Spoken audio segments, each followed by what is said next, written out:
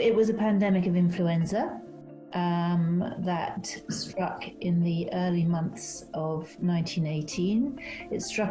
We generally say it struck in three waves. So there was a first kind of mild wave in the Northern Hemisphere spring of 1918, which receded in the summer or late spring. Kind of all the dates depend on where you were in the world. And then there was a second wave which erupted in the latter part of August, and receded towards the end of that year. And then there was a third wave, which was sort of intermediate in severity between the other two, which emerged in the early months of 1919.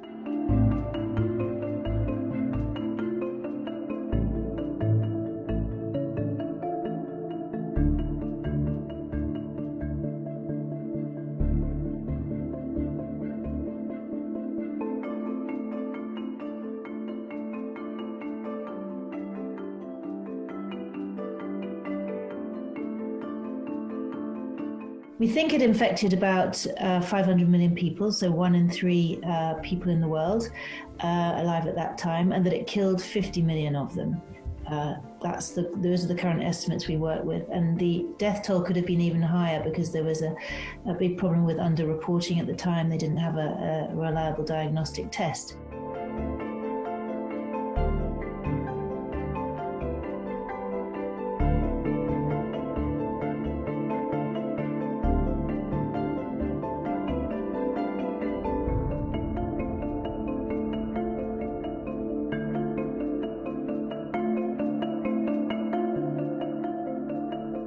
Undoubtedly, it was a concept, but to put in place a socialized medical healthcare system, a socialized healthcare system, is not an easy thing. You have to find a way to pay for it. You have to reorganize all your doctors and the way that you deliver healthcare.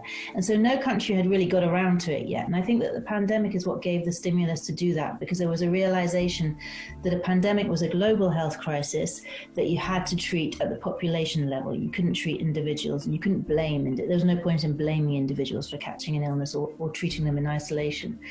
So that was the stimulus. And you see from the 1920s countries, Russia was the first, but then followed by Western European nations, putting in place these socialized healthcare systems. And along with that comes epidemiology, the search for causes and patterns, and causes and effects and patterns in healthcare and in illness, that is the kind of cornerstone of public health. If you can't see what's going on in a population in terms of health and ill health, then you don't know what measures to put in place. So the two go together.